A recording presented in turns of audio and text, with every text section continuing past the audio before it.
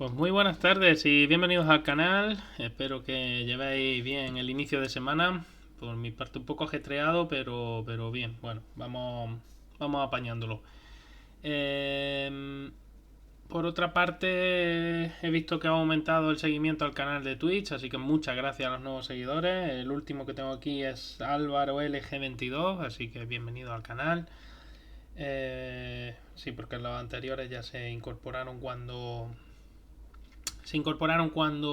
hice el anterior directo. En definitiva, pues nada, espero que hubierais disfrutado del Gran Premio de Japón, que creo que fue una carrera... A, a ver, para los estándares históricos de una Fórmula 1, pues no fue una carrera realmente para tirar cohetes. Pero para los estándares actuales que tenemos, pues al final hay que conformarse con algo. Así que, en definitiva, pues creo que no vimos una carrera. No vimos una carrera muy aburrida. Creo que estuvo entretenida por fases. Es verdad que hubo alta degradación, ahora lo vamos a ver. Y eso también condicionó mucho las estrategias. El hecho de que en los libres 2 no se pudieran apenas celebrar, los equipos llegaron un poco a ciegas a la carrera del domingo. Y quizá eso también generó, más que la incertidumbre y la búsqueda de riesgo, fue todo lo contrario. Generó que algunos equipos tiraran muy de estrategia, como diría, ¿no? De estrategia marrategui, ¿no? Pero creo que en definitiva no vimos un mal Gran Premio, o al menos a mí personalmente no me disgustó. Cierto es que al final, en esta nueva era, tanto en el principio de la era híbrida, las anteriores V8, etcétera, es que siempre hay época de dominio de un equipo, dominio aplastante de un equipo y el resto a remolque. Al final, pues no podemos ver mucha alternativa. Si quieres ver alternativas y quieres ver varios equipos ganando carreras durante un año, pues tienes que ver categorías de otras categorías que no sean la Fórmula 1. En definitiva, como digo, bueno, pues el Gran Premio de Japón estuvo bastante interesante. Es una pista Suzuka bastante interesante para estudiar porque tiene un sector de muy alta carga aerodinámica, como es ese primer sector, y luego tiene un último sector en el que es muy importante ser muy eficiente. Y un par de curvas al menos en las cuales se necesita mucha tracción. Entonces digamos que es un compendio de diferentes escenarios, los cuales te pueden hacer ver cuán bueno o cuán malo es un coche. O cuán preparado está, mejor dicho, contra la competencia, o cuán lejos está, ¿no? Y eso, en definitiva, Suzuka te lo enseña con bastante claridad. Cuando empezó esta temporada, bueno, miento, cuando estábamos en pretemporada dije que la primera fotografía más o menos nítida del año la obtendríamos después del Gran Premio de Japón, de la cuarta carrera. Y creo que ha sido así. O sea, creo que ya definitivamente el orden que vimos más o menos en Australia se ha vuelto a repetir aquí en Japón. Cosa que me parece interesante en tanto en cuanto creo que es lo que nos va a deparar toda esta primera parte de campeonato. Ya sabéis, los campeonatos los podemos dividir en dos partes. Una primera que sería hasta el parón de verano, esas 3 semanas obligatorias, y luego después una segunda parte donde hay equipos que vuelven del verano con mucha energía y hay otros equipos que vuelven del verano pues teniendo que guardar la ropa. En definitiva, pues esta primera parte creo que ya está bastante claro más o menos el orden, ¿no?, de los equipos. Con pequeñas diferencias en algunos grupos. Pero en definitiva, de momento, y si nadie dice lo contrario, Red Bull están muy fuertes. Creo que están mejor que el año pasado, pero es que Ferrari está mucho mejor que el año pasado también. Por eso la distancia ya no es tanta, pero sí están mejor que el año pasado. Ferrari, que está detrás de Red Bull, no está muy lejos de Red Bull. De hecho, Red Bull no debe de dormirse en los laureles y de hecho Red Bull está haciendo toda esa mejora del coche continua porque sabe que no puede dormirse en los laureles. Y luego hay un grupo perseguidor ahí de Ferrari y Red Bull que están muy cerca de Ferrari, pero no tienen la velocidad suficiente todavía para echarse encima de Ferrari con todas las de la ley. que son McLaren, Mercedes y Aston Martin, que para mí va un poco con el gancho con respecto a los que acabo de nombrar. Pero que Aston Martin está ahí, le queda un pequeño paso para poder ponerse con ellos. Pero de momento ese pequeño paso no lo ha dado todavía y me parece que va a tardar un poco. Y luego, detrás de Aston Martin sí hay un escalón importante y ya tendríamos a Toro Rosso. Haas, que está bastante cerca de Toro Rosso, aunque creo que Toro Rosso tiene un poquito más de punch, sobre todo ahora que su Noda ya por fin parece que por fin se está centrando. Y luego hay una amalgama de coches ahí que la verdad no terminan de funcionar bien, unos por un motivo, otros por otro, que son Williams, Sauber, bueno, Stake, tal, no sé qué, y Alpine, ¿no? Alpine, el motivo principal es el coche se le ha ido de madre, está muy pasado de peso y la unidad de potencia no acompaña. Y luego tenemos el caso de Williams y de Sauber. Sauber siempre van con lo justo, con lo puesto.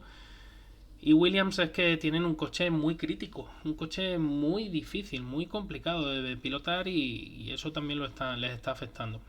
En el caso de Haas, creo que es como casi todos los años, está aprovechando una unidad de potencia Ferrari que va muy bien y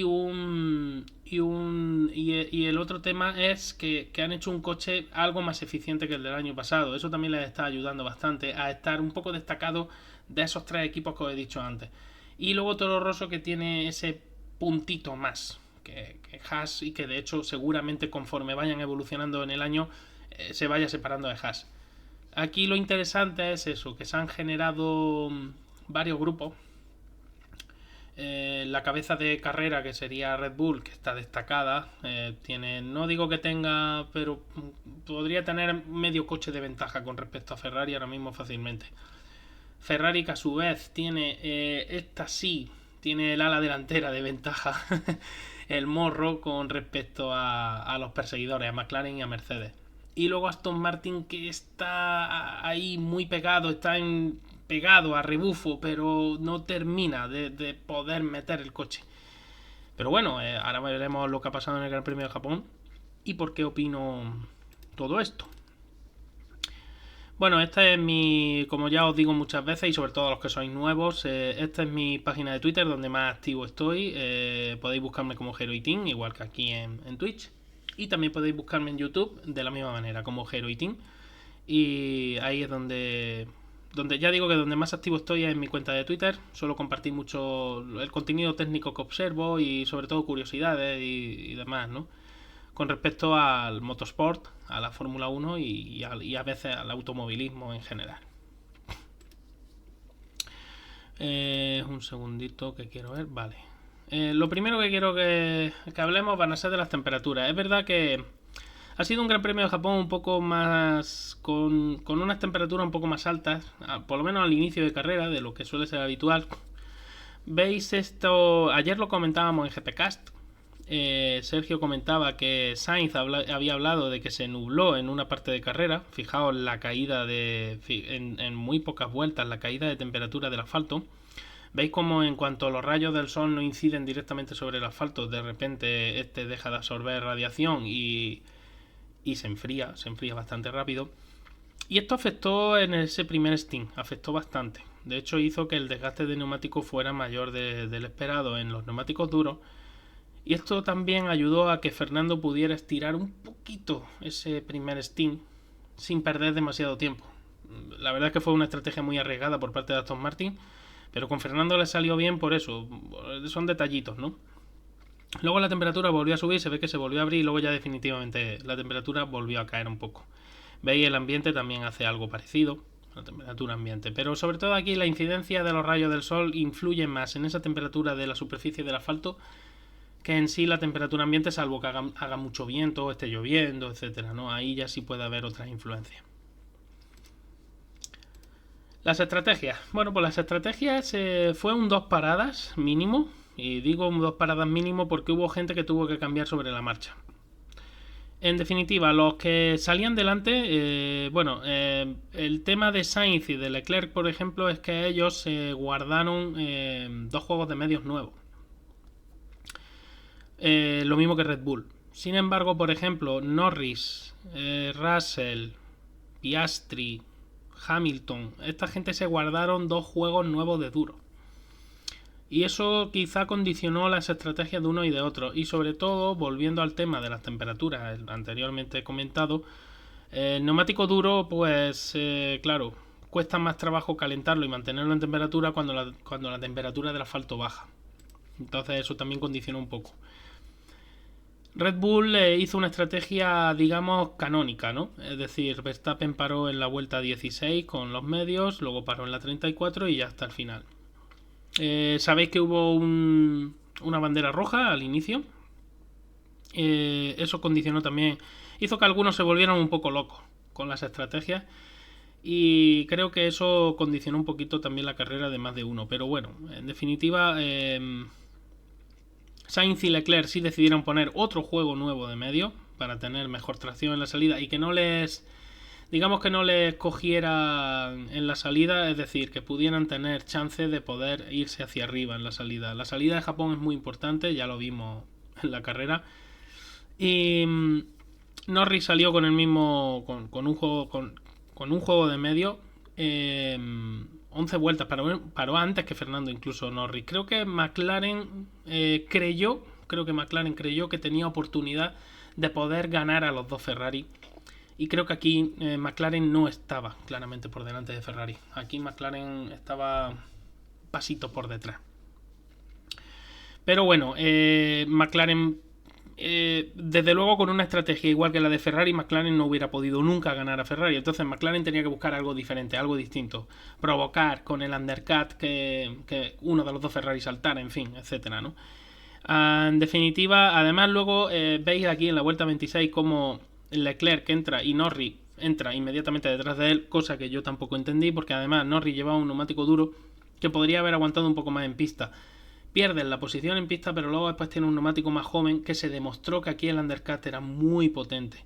Y eso es porque el neumático nuevo te daba muchísimo tiempo por vuelta frente a un neumático con algo de desgaste.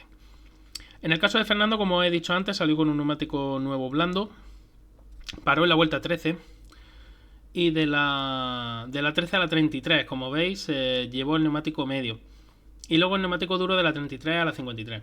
Muchos comentaron que vaya relevo más malo de Fernando con el duro, tal, etcétera. Bueno, aquí hay que explicar, ahora después lo explicaré igualmente con datos, pero ya os adelanto y lo hablamos anoche en GPcast, para los que escucháis GPcast. Fernando no podía ir a por Norris. Fernando, a quien tenía que vigilar y su rival era Piastri. El ritmo de Aston Martin aquí no era suficiente para poder luchar con Norris. Lo mismo que opino que Norris no tenía ritmo suficiente para poder luchar con los Ferrari. Pero McLaren pensó que sí, que podían intentarlo. Prefiero un equipo que lo intente a no un equipo que diga, bueno, pues venga, vale. Porque es verdad que Norris estaba bastante más cerca de Ferrari de lo que estaba Alonso de Norris. Pero bueno. En definitiva, bueno, Fernando al final hizo una carrera maximizando las posibilidades que le daba su coche. Y de hecho terminó sexto cuando las simulaciones le daban noveno y décimos a Fernando noveno y a Stroll décimo. O sea, aquí queda patente que Aston Martin ha mejorado, pero que necesita mejorar todavía bastante. Russell, ¿qué pasó con Russell? Bueno, creo que Russell aquí también cometieron un error en Mercedes. Porque creo que ese cambio a dura hizo que, tanto en Russell como en Hamilton, hizo que en ese primer stint los Mercedes sufrieran muchísimo con el neumático duro cuando cayeron las temperaturas. Creo que aquí Mercedes debería de haber dividido estrategias. Yo entiendo que no tenía idea de lo que podía pasar, pero yo aquí hubiera dividido estrategias. Es decir, a Russell yo lo hubiera dejado, a toro pasado es más fácil, ¿no? Pero me da igual, o a Russell o a Hamilton, uno de los dos, el que tú quieras. Le dejo el neumático medio y al otro piloto le pongo el duro. Y divido estrategias. Y ya tengo un estudio de cómo va el duro y de cómo va el medio para los siguientes Steam. Pero no, aquí replicaron estrategias el uno frente al otro. Al final así no puedes ir más hacia adelante. Creo que fue error estratégico de Mercedes. Aparte de que el rendimiento del Mercedes no fue bueno con la goma dura. Cosa extraña porque Mercedes generalmente la goma dura la suele tratar muy bien. Y luego tenemos el caso de Piastri. Piastri paró una vuelta antes que Fernando, paró en la 12, Fernando paró en la 13. Aquí hay que reseñar un detalle, y es que Fernando mantuvo un ritmo muy parecido con el blando al medio de Piastri. Cosa que me sorprendió, que Fernando aguantara, ya digo, hasta la vuelta 13 con un ritmo aceptable. No voy a decir que fuera bueno, simplemente era aceptable, lo suficiente para poder parar un poquito más tarde. Yo esperaba que con un blando Fernando se hubiera visto obligado a tener que parar en la vuelta 8 o la vuelta 9 como mucho. Sin embargo, aguantó. Es verdad que los que estaban por detrás también no tenían un ritmo lo suficientemente bueno, ¿no?, para poder asustar más, pero bueno. Y en definitiva, como digo, Piastri es curioso porque veis que Fernando durante toda la carrera y Aston Martin se dedicaron a fijar a Piastri. Piastri para en la vuelta 12, neumático medio. Alonso, neumático blando para en la 13. Pone neumático medio Fernando nuevo, que era un neumático, porque Fernando tenía un juego nuevo de cada uno, pero solo un juego. Y Piastri pone duro nuevo, de la 12 a la 32. Piastri de nuevo vuelve a intentar adelantar, ¿no?, la parada. Creo que con Norris aquí se equivocan. Por ejemplo, veis que en la 26 se meten justo con Leclerc. Yo creo que Norris tendría que haber aguantado como su compañero, al menos hasta la 30, 32. Y luego después Norris hubiera tenido algo más de ritmo para poder echarse encima de Leclerc. Creo, pero bueno. El tema, como digo, Piastri para en la 32, Fernando para en la siguiente, en la 33.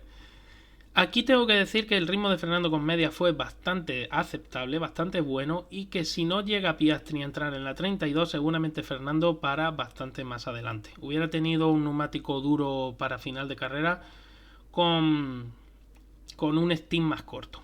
Pero bueno, Piastri le obligó. Realmente aquí Piastri tiró la caña y obligó a Fernando a tener que entrar en la siguiente. Porque podría haber intentado apurar 2 vueltas, pero hubiera sido una locura. En el caso de Russell, como veis, para en la 37. Russell sí decide ir, porque había parado en la 22 con el neumático duro, con un desastre de steam el primero. El segundo fue algo mejor, y de hecho ese segundo steam fue el que le permitió acercarse luego, para que luego con el medio usado, que ese sí pudo ponerlo en temperatura, poder acercarse a Piastri y adelantarlo al final, ¿no?, de la manera que vimos. Que por cierto, con respecto a esa maniobra, sí es verdad que compartí lo que Sergio Martínez había puesto, y puse que efectivamente, comparándolo con la sanción a Fernando, ¿no?, en Australia, efectivamente se podría aplicar las mismas excusas, pero en definitiva voy a decir una cosa. Lo de Fernando y Russell en Australia me pareció un incidente de carrera, y lo de aquí también me ha parecido un incidente de carrera. Quiero decirte que al final el no haber sancionado me parece correcto, pero las excusas que ponen y las explicaciones que dan están fuera de lugar. O sea, no hace falta que expliques nada de eso. Al final estos son carreras. Piastri se asusta, mete el coche fuera y Russell estrangula. Eso lo hemos visto miles de veces, y estos son carreras. Así que para mí, incidente de carrera, pero ya digo, como veníamos de la semana de las 2 semanas anteriores de lo de Australia, pues claro, al final te viene todas estas cositas. Hamilton, por su parte, por seguir ya con las estrategias, se alargó un poquito más que Russell, otras 2 vueltas. Se acercó un poquito a este grupo, pero no, el Hamilton no tuvo el ritmo en todo el fin de semana. Así que, bueno, carrera ramplona para Lewis Hamilton, que a pesar de ello, pues fue capaz de terminar entre los 10 primeros. Y Tsunoda, el último punto, un japonés que vuelve a puntuar después de no sé cuánto tiempo, no me acuerdo cuánto. La estrategia con Tsunoda fue un poco rara, pero creo que fue acertada en el último. Es decir, creo que en el caso de Tsunoda no tenían ritmo para poder hacer mucho más, pero sí tenían en la suficiente posición. Y luego Tsunoda se encargó en el primer stint con duros, que fue a partir de la vuelta 7 a la 22. Tsunoda fue muy valiente y estuvo haciendo unos adelantamientos muy buenos en ese primer sector a coches que llevaban neumáticos pues mucho más gastados o mucho más que iban peor, ¿no? Creo que ahí Tsunoda fue bastante valiente y aprovechó muy bien esa oportunidad. Luego el equipo estuvo muy bien en las paradas en boxes, en fin, creo que la cosa estuvo bastante acertada. Hülkenberg, pues como he dicho antes, Haas está ahí. Haas, fijaos Magnussen donde acabó, que acabó solo 2 posiciones por detrás. Creo que con Stroll Aston Martin se equivocó. Creo que Stroll podría haber estado luchando con Tsunoda. Llegó un momento en que Stroll sí alcanzó la 11ª posición, Y creo que ahí Aston Martin se volvió un poco loca, mejor dicho. Lo primero de todo es que a Stroll aquí sí hubiera hecho yo lo mismo que hizo Fernando, es decir, a Stroll yo no le hubiera cambiado el neumático, yo le hubiera mantenido ahí con el mismo neumático. Hubieran llegado a la vuelta 12-13, bueno, eso ya me da igual. Hubiera puesto el medio y yo a Stroll no lo paro en la 22. Yo a Stroll dejo que continúe. Hago 2 paradas simplemente, porque con un 2 paradas hubiera estado con Tsunoda. ¿Hubiera ganado a Tsunoda? No lo sé. Eso ya sería de bola de cristal. Pero que hubiera estado luchando con Tsunoda por ese punto, seguro que Stroll hubiera estado ahí. Esa parada en la 34 para poner un blando nuevo no la entendí. No sé si es que Aston Martin tenía otros datos y seguramente ellos intentaron hacer algo diferente. Es verdad que Stroll ganó muchas posiciones, pero es que creo que fue un error la parada en la vuelta 22. Ese neumático medio tenían que haber aguantado más porque Stroll no tenía mal ritmo en ese momento. En el caso de Magnussen, todo lo contrario, maximizaron ritmo, lo mismo que con Hülkenberg. Hülkenberg aguantó hasta la vuelta 5 con el blando, lo que pasa es que Hülkenberg sí tenía 2 juegos de duro. Magnussen desconozco si tenía los 2 juegos de duro o solo tenía un juego de medio y de duro. Entiendo que debería de ser así, ¿no? Que Magnussen no tenía 2 juegos de duro. Entonces Magnussen puso el juego de medio. Es verdad que Magnussen se vino un poco abajo con esos medios, normal en un coche como el Haas, pero aguantó bastante bien el tipo. Y luego ya con el duro hasta el final, desde la vuelta 22, que aguantó también bastante bien. Hülkenberg ahí sí tuvo mejor oportunidad porque paró en una vuelta más lógica, la 33, para darle un stint más corto a esos neumáticos duros.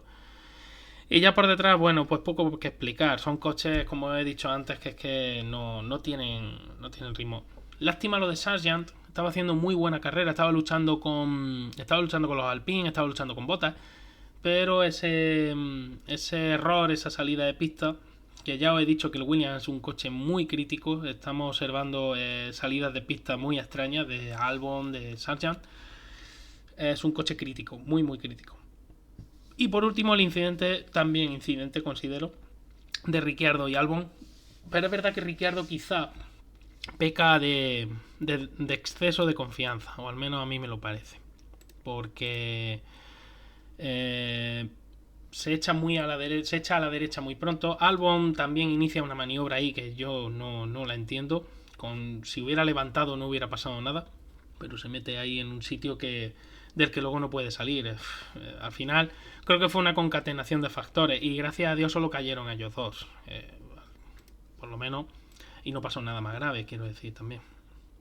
El tema de los neumáticos, pues para que veáis lo que degrada Suzuka, lo que es un circuito de alta degradación, un circuito de mucha exigencia aerodinámica y un circuito que calienta mucho, sobre todo las gomas delanteras. La delantera derecha se calienta un montón. Ocurre algo parecido con lo que pasa en Montmeló con la delantera izquierda, ¿no? Que al final es el neumático que te hace o que te condiciona la estrategia. Ese neumático delantero derecho en Suzuka, neumático delantero izquierdo en Montmeló.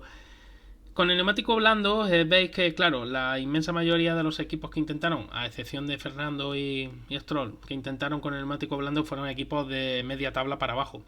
Es normal que la vuelta rápida con el blando sea más lenta que las vueltas rápidas con el medio y con el duro. En el caso del blando, como veis, la vuelta rápida fue en la segunda vuelta de neumático, en la vuelta 42, en la Sargent de Williams, con un 1.34. La vuelta 43, perdonadme. El tema, 1.34, una vuelta 2 segundos más lenta. Bueno, 2 segundos no, pero 1 segundo y pico sí. Más lenta que el medio y que el duro. Y lo sorprendente aquí, la vuelta rápida de carrera fuera de Verstappen, con neumático duro, 1.33.7, en la vuelta número 16 del neumático duro. Vuelta número 50 de carrera, es decir, Red Bull estuvo regulando toda la santísima carrera, sobre todo con Verstappen.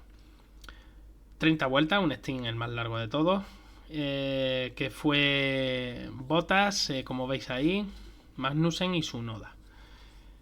El stint más largo de medio fue el de Leclerc, sin embargo la vuelta rápida fue de Hamilton, en la vuelta número 2 de neumáticos, 2 décimas más lenta que la de Verstappen, vuelta 41. Aquí hay que decir que el neumático de Hamilton ya era un neumático usado, no le iba a dar el rendimiento tope, pero es que aparte el Mercedes que no tuvo un rendimiento, digamos que no tuvo un rendimiento óptimo, ¿no?, durante la carrera.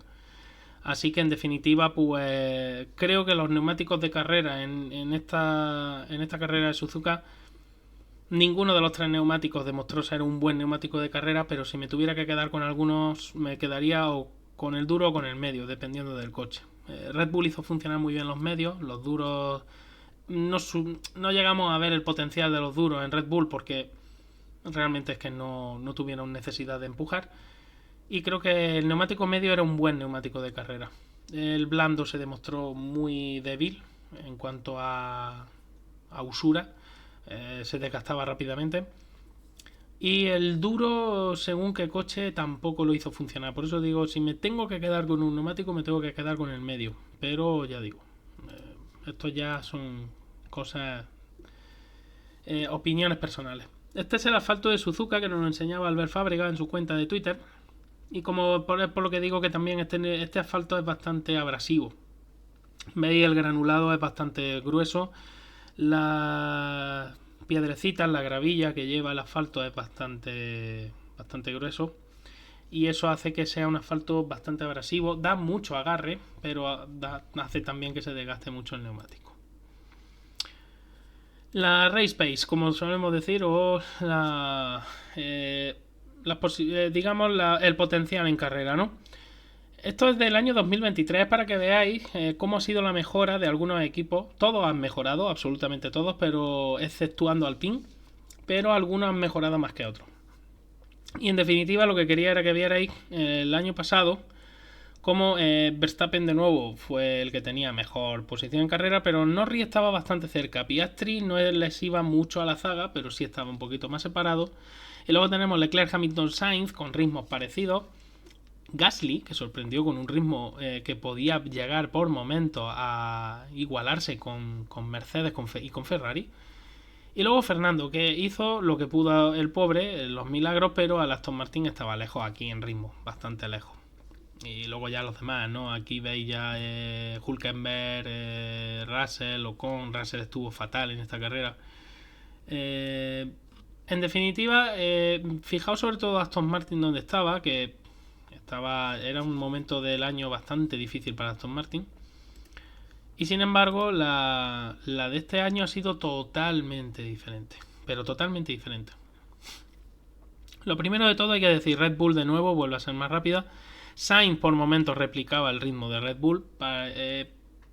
Terminó de hacer. Se acercó un poquito a Pérez, pero claro, no lo suficiente para poder ni siquiera incomodarle.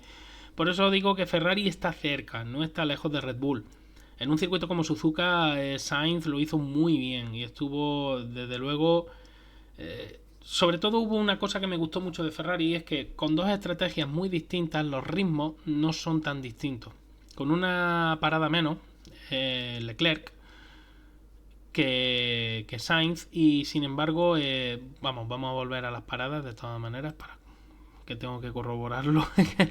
Sí, efectivamente. Porque Sainz, cuando hace lo mismo que Leclerc, paran en o sea, cambian neumático después justo de la bandera roja. De la 15 a la 36 iba Sainz con el medio usado, que era con el que había salido, y luego ya duro, ¿no? Y sin embargo Leclerc para en la 26 medio y luego ya duro directamente. Bueno, pues con ese... ¿no? El siguiente. Con esa estrategia totalmente diferente a la de Sainz, y sin embargo replica por momentos el ritmo de Sainz. No es capaz de rodar tan rápido como Sainz, sobre todo al final, pero sí estuvo ahí, ¿no? Y luego tenemos el caso de McLaren. En el caso de McLaren, Norris está bastante mejor que Piastri. De hecho, se notó la diferencia en ritmo. Pueden ser alrededor de unas 3 décimas aproximadamente, pero eso es bastante en un Suzuka. Y luego tenemos a Fernando, que replicó el ritmo de Piastri y lo mejoró en algunos momentos, pero aquí veis perfectamente por qué os digo que Fernando nunca pudo acercarse a Norris, nunca pudo ser una amenaza para Norris, ni por supuesto para Sainz. Sin embargo, en ritmo sí estuvo con Leclerc, lo que pasa es que Fernando salió más atrás, entonces eso también le condicionó.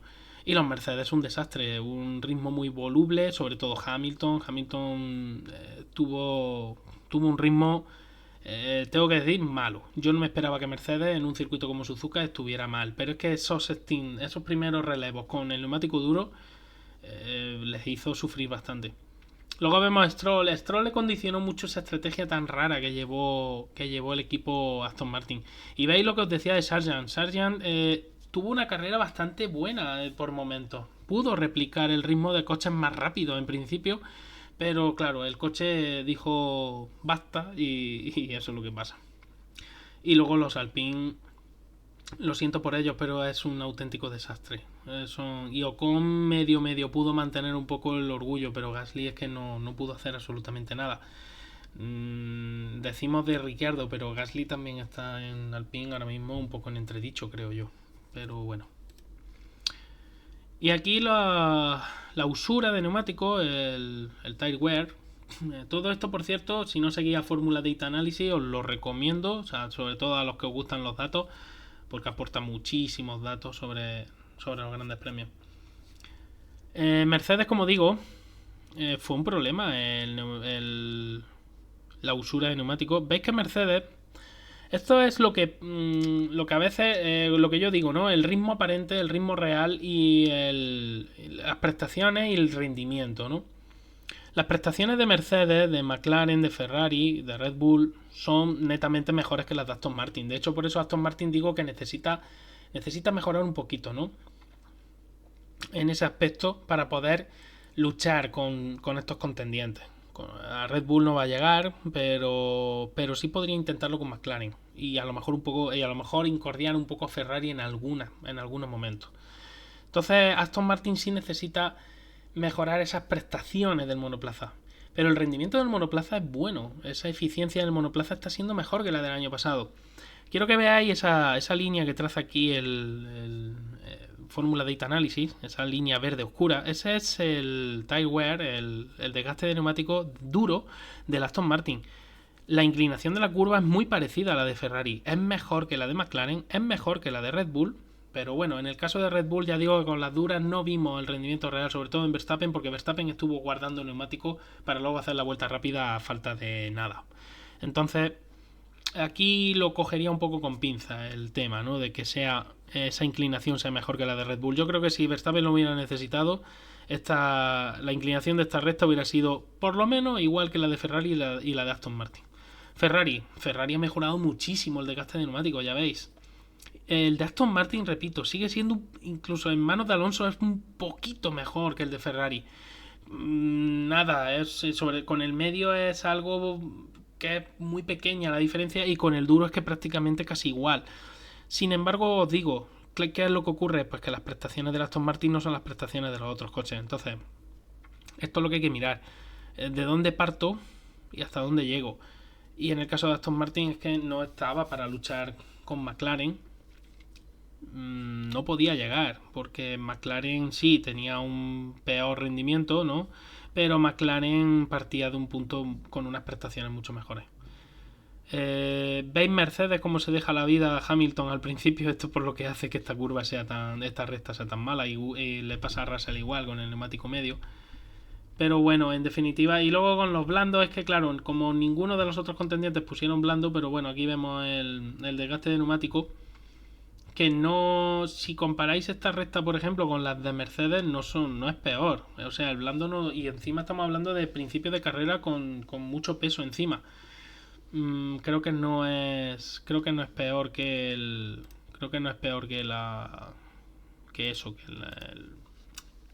los de Mercedes o que el de McLaren con el medio, por ejemplo. ¿Qué más? Otro detalle también del Red Bull, como os digo, veis en este gráfico más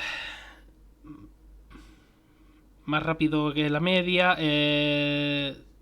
Aquí más rápido gracias a una ala menos cargada. Estos son velocidades punta, veis, 309 km por hora tres veces. Y veis la diferencia. Veis como Red Bull tiene como dos momentos, ¿veis? En los que la diferencia aumenta. ¿Eso por qué es? Estos son las speed traps. Pues porque Red Bull, o sea, Verstappen sobre todo levantaba en 130R para no calentar demasiado el neumático. Entonces no vimos realmente lo que era capaz de hacer. Aston Martin, Alonso también hacía algo parecido, ¿no? Pero Alonso tuvo que apretar más, tuvo que ir más con el gancho. Y veis como el resto de equipos tienen una curva un poquito más normal. Sauber es que está condicionado también por la estrategia, pero bueno, es algo diferente. Y ya pues un poco enseñaros cositas técnicas, ¿no? Aquí nos señala, esta cuenta también la recomiendo, Nicolás F1, Nicolás Carpentiers. ¿Veis esta forma de, podríamos decir, de, como de... No es un ala realmente, es una forma como de cuchara para recoger el aire. ¿Ves cómo Red Bull juega mucho con la entrada de aire en la parte inferior del monoplaza, lo que son la alimentación de aire para el fondo, para ese fondo curvado del suelo? Y eso es muy interesante porque puede generar gradientes de presión diferentes y aumentar el caudal de aire sin que eso te repercuta en un problema para guiar ese caudal de aire a través de los canales inferiores del monoplaza. ¿Qué más? Red Bull sigue mejorando el coche, ya sabéis, tapó esa salida de refrigeración que están señaladas en azul, esas las vimos en anteriores grandes premios, e incluyó, veis como aquí incluye detrás justo de los reposacabezas, por debajo del halo incluye otra entrada de aire suplementaria. Además se nota perfectamente por debajo de Rocket cómo está canalizado eso hacia abajo y tapa la salida de aire. ¿Y esto por qué es? Bueno, pues porque matamos dos pájaros de un tiro. Limpiamos aire sucio. En esa zona hay bastante aire sucio en la parte interior. Es por lo que se utilizan generadores de vórtices muchas veces en la parte superior de los pontones para poder energizar el aire. El halo es un elemento que distorsiona bastante el flujo y lo frena. Y ese aire puedo acelerarlo en esa entrada y utilizarlo pues para llevar el calor fuera de los pontones, llevarlo hacia otras zonas donde pueda ser más útil, o quitarlo de zonas donde me puede hacer perder mucha energía. Aquí veis con detalle mejor esa entrada de aire, veis perfectamente, y además la orientación es muy interesante. Veis estos generadores de vórtice y estos desviadores de flujo que se utiliza el soporte del espejo. Está clarísimo que lo que quieres es alimentar esa entrada con aire sucio que no te va a servir alrededor del pontón, y aumentas la eficiencia. Es interesante porque veis aquí esta foto del Benetton de hace ya muchos años, esto de los años 90, o finales, si no es de los 90 es muy finales de los 80. Veis en esa entrada, esa pequeña entrada de aire, ¿no? Pues es interesante porque aquí replica Niue algo muy parecido. Seguimos teniendo las entradas de aire detrás del halo también, y ese canal tan fuertemente pronunciado que hace que alimentes, sobre todo la alimentación del wing, que es necesaria, y lo que siempre os digo, aumento del flujo, sobre todo de la velocidad de flujo en la cara inferior o en el extra 2 del ala trasera, de lo que es el plano principal del ala trasera. Eso hace que tengas más carga aerodinámica. Veo que Ecli que está por aquí. Nada, no te preocupes. Lo primero es lo primero. Si la cosa va bien, vale, pues estamos por aquí. Si no, pues hay que cuidarse antes que otra cosa. Además, esto se queda grabado, luego después se puede ver tantas veces como se quiera. Y en definitiva, como os digo, pues eso, ¿no? Tenemos esa entradita señalada con esa flecha en amarillo y ese generador de vórtices señalado con la flecha en rojo. El vórtice que se genera aquí, mejor dicho, es en sentido contrario a las agujas del reloj, y lo que se pretende es que se aleje hacia afuera, es decir, deje espacio diáfano para que el flujo de aire entre perfectamente en esta abertura. Si ese generador de vórtices mirara hacia el lado contrario, la vorticidad se generaría en sentido de las agujas del reloj, y lo que haría sería adherirse a la parte interna del vehículo. En este caso no te interesa meter vorticidad en el interior, sino que lo que te interesa es sacar aire sucio o energizar el flujo de aire, mejor dicho. En el caso de los laterales, veis como Red Bull ha vuelto también a meter una pequeña pletina aquí en el suelo del monoplaza. Y bueno, derivación de aire, seguramente canalización, mejor canalización y mantenimiento de todo lo que es el flujo interior e inferior ese caudal de aire que se lleva luego a la zona del wing wing, pues, y alimentación y sellado del lateral del difusor, no al difusor propiamente dicho, sino para la rueda trasera generalmente genera, como todas las ruedas que van sin carenar, genera mucha turbulencia. Esa turbulencia puede introducirse dentro del difusor del monoplaza, y si se introduce aumenta la presión antes de lo que a ti te interesa y el difusor no funciona correctamente o no funciona todo lo bien que a ti te gustaría. Entonces, sellar esa zona lateral para evitar que la turbulencia del aire sucio de la rueda te genere ese problema es muy interesante para aumentar la potencia del difusor. Y eso se hace con estas piececitas que se colocan aquí, con otras actuaciones que se hacen delante de la rueda trasera y con unas cascadas de flaps que permite la FIA. De hecho están reguladas por la FIA, que se colocan en la cara interna de la llanta de la rueda trasera para poder expandir el flujo hacia arriba y hacia el lado externo del monoplaza y que no afecte al difusor propiamente dicho. Aquí tenéis más del análisis que hacen de Red Bull. Veis cómo Red Bull ha reducido esa abertura, pero ha abierto. Luego tiene la otra abertura en la parte superior detrás del cockpit, pero ha reducido la abertura de refrigeración horizontal. La vertical creo que sigue siendo muy parecida o casi igual. Y ha reducido la sección, ¿no?, de entrada. Esto a priori no significa que vayas a ser menos eficaz refrigerando. Esto a priori lo que ocurre es que ahora estás introduciendo el aire. Ese aire se va a sufrir por efecto Venturi una aceleración propiamente dicha. Va a ganar algo de energía y eso te va a permitir también llevar el aire caliente de una manera más eficaz. Lo que pasa que es muy importante cuando tú tienes una abertura para refrigeración más pequeñita. Es muy importante que los flujos aerodinámicos desde ese plano hacia adelante del monoplaza estén muy bien controlados y que haya suficiente caudal de aire para alimentar esa abertura. Cuando tú tienes una abertura más grande es porque te quieres asegurar de que eso sea eficaz. Cuando tienes una abertura más pequeña es porque buscas eficiencia, pero a priori entiendo que es porque estás seguro de que va a llegar suficiente aire. Cuando tienes una abertura más grande es porque no estás seguro de que vaya a llegar suficiente aire. Todo eso vas aprendiéndolo con el paso de los grandes premios. Entonces Red Bull también va evolucionando en ese sentido. Aston Martin, por ejemplo, si veis, tiene una cuchara muy parecida a Red Bull del año pasado, incluso mucho más exuberante, ¿no?, para mí. Y luego la abertura es muy fina, es como parecida a la que tiene ahora Red Bull en esta boca de tiburón finita. Y eso es porque Aston Martin confía mucho en que hay suficiente flujo para alimentación de esa entrada de aire, hay suficiente caudal de aire o suficiente cantidad de aire, como tú quieras verlo, y te va a permitir el poder alimentar bien esa entrada de refrigeración, ¿no?, para poder sacar el calor, que es lo que al final es para lo que se trabaja. Muy buenas, Lo. Por fin llegó a tiempo. Bueno, aquí estamos. Ya llevamos un ratito.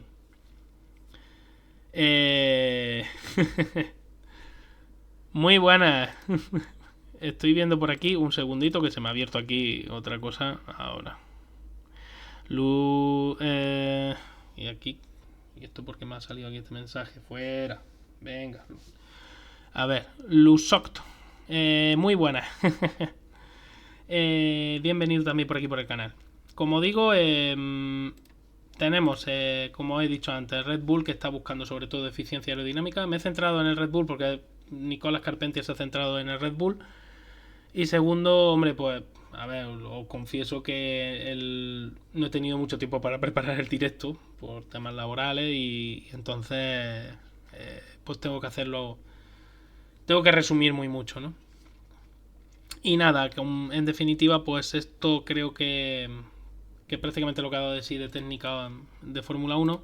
Y aquí os iba a enseñar un sacrilegio que han cometido, no sé quiénes son los que han perpetrado este engendro, que nos enseña la escudería. A ver, cada uno es libre de hacerle, yo parto de la base de que cada uno es libre de hacerle a su coche lo que tenga en consideración y en gana, pero coger un Ferrari Testarossa, un 512M, y modificarlo, quitarle el motor y meterle un motor eléctrico, y batería, etcétera, pues me parece despojar, ¿no?, de un elemento fundamental a un vehículo que es un icono.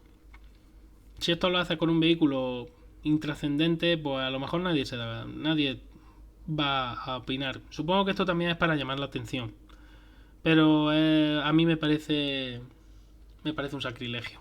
Pero bueno, como no es mi coche, tampoco yo no se lo haría, vamos, eso ya os lo garantizo. Pero bueno, la idea que sale del alerón delantero, ¿cuál es? Entrar para eso.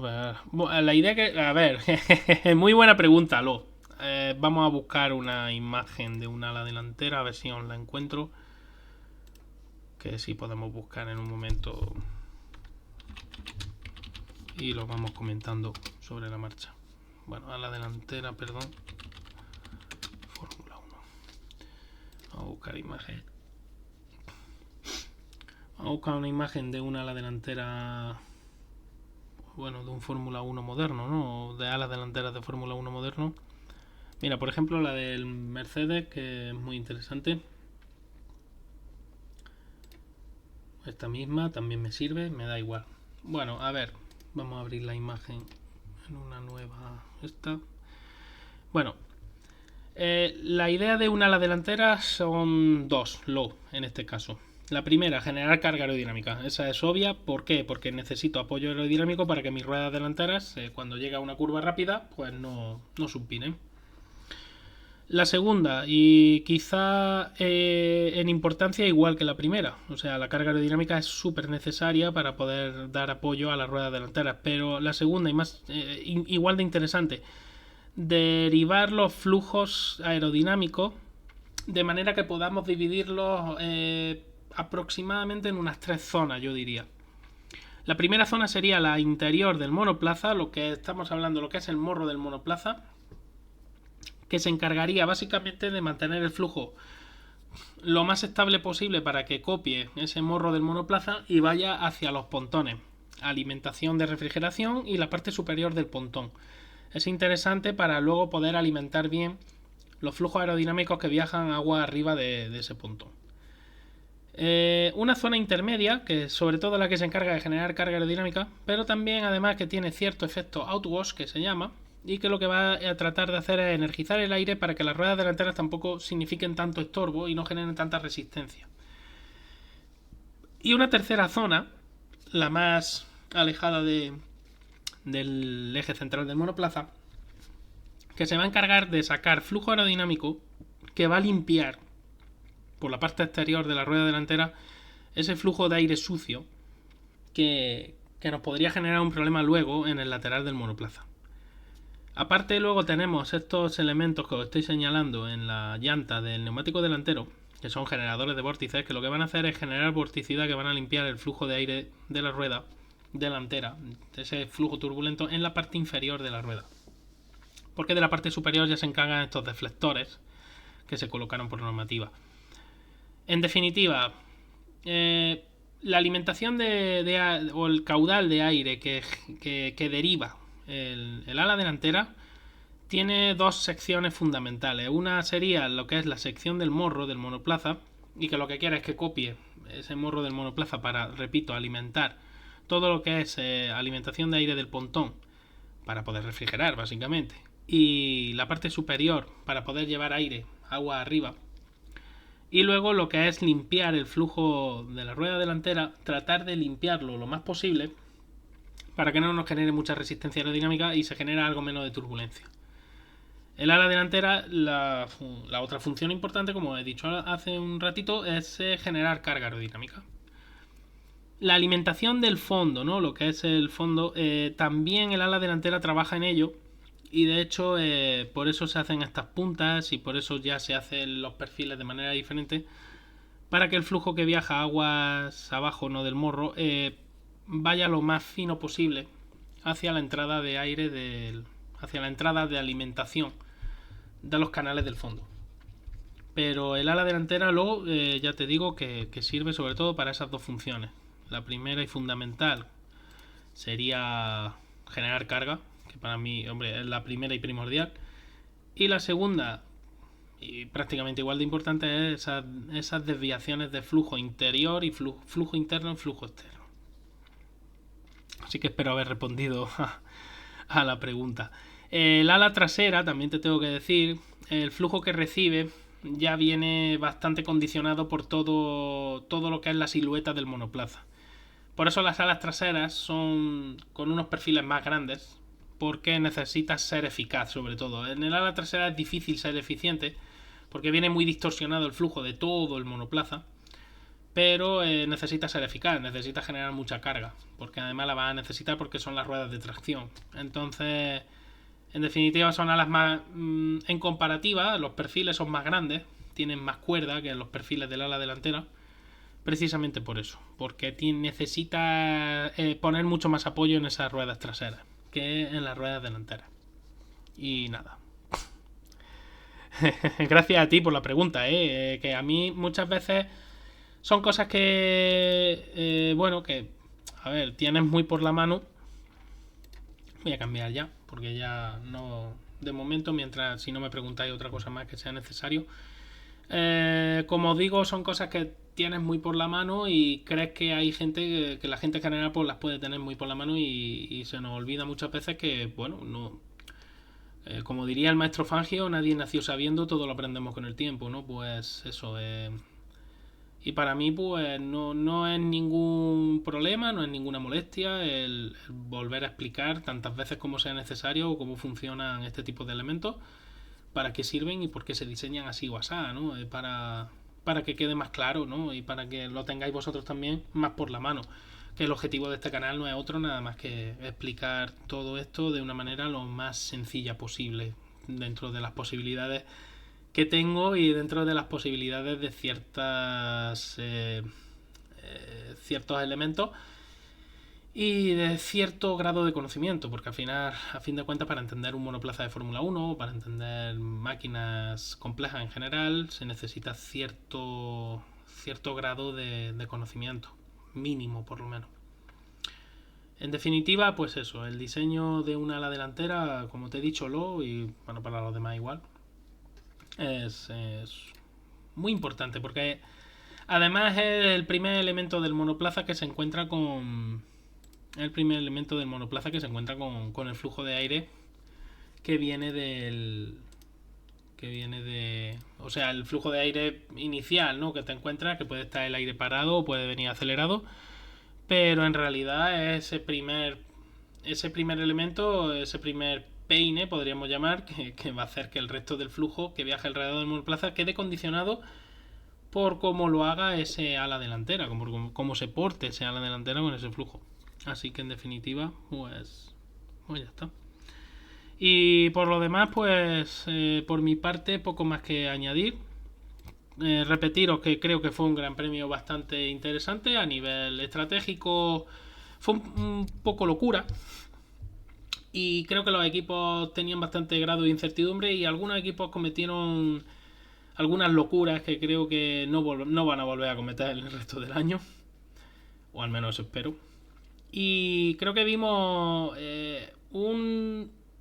yo creo que este comienzo de temporada, para mí, de Aston Martin concretamente, sobre todo para los que sois seguidores de Fernando Alonso, creo que hemos visto un comienzo de temporada mucho más prometedor de Aston Martin en este 2024 que lo que vimos en 2023. En 2023 vimos un espejismo, vimos un coche que realmente no estaba ahí por méritos propios, sino que aparte de que el coche no lo conocían bien en Aston Martin, la competencia es que empezó muy dormida y la competencia espabiló luego conforme fueron pasando los meses.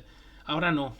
Ahora digamos que Aston Martin tiene más por la mano el diseño del coche, sabe perfectamente lo que tiene que mejorar y de hecho no es tanto lo que hay que mejorar. Hay que mejorar prestaciones puras y duras de ese coche. Va a ser difícil porque en Fórmula 1 nadie se duerme, pero oye, yo no descartaría que Aston Martin en la segunda mitad de campeonato esté incordiando a los de arriba bastante. Y ya sabemos que Fernando no necesita un coche que sea de podio seguro. Necesita un coche que remotamente pueda estar en el podio para poder incordiar. Así que, en definitiva, A ver, lo de Mercedes tampoco lo tomemos como lo que ha pasado este fin de semana. Es muy raro que el equipo Mercedes gestione tan mal el neumático duro y el medio. El medio fue un desastre auténtico. O sea, me extrañó muchísimo porque además el Sting es al final. Aunque sea un neumático usado, sí, pero no entendí mucho lo que pasó en Japón con Mercedes. Yo creo que hubo una mezcla de todo. Es verdad que el coche no funcionó bien. El coche a lo mejor no generaba la suficiente carga aerodinámica, pero es que los reglajes tampoco creo que fueran los adecuados para enfrentar a la carrera que luego se presentó, ¿no? Y eso también condicionó bastante el desarrollo del Gran Premio para Mercedes. Y al final fueron con el gancho. Es verdad que Fernando hizo una carrera extraordinaria porque sacó todo lo que había en esa Aston Martin, pero es que Mercedes no estuvo nada acertada. Y se vio ya desde los primeros libres que no iban a estar tan sólidos. En fin, en definitiva, pues como os digo, habrá que esperar ahora el Gran Premio de China a ver cómo se desarrolla. Va a ser una carrera interesante igualmente y espero que volvamos a ver lucha interesante, ¿no? Como se vio aquí en Japón. Al final algo se vio, ¿no? Y vimos algún adelantamiento sin DRS, muy bonito algunos de los adelantamientos. Sunoda, por ejemplo, hizo al menos un par de ellos, tres muy arriesgados. Stroll también hizo alguno y creo que eso fue también muy bonito. Hacía tiempo que no veíamos adelantamientos así en Fórmula 1. Así que nada, chicos, en definitiva, pues por mi parte nada más. Agradeceros como siempre que estéis aquí presentes en el canal, que sigáis apoyando el canal. A ver si puedo organizar un poco y subir vídeos a YouTube, que sé que hay gente de los que me seguís que os gusta más YouTube que este formato. Y nada, nos vemos en el próximo vídeo.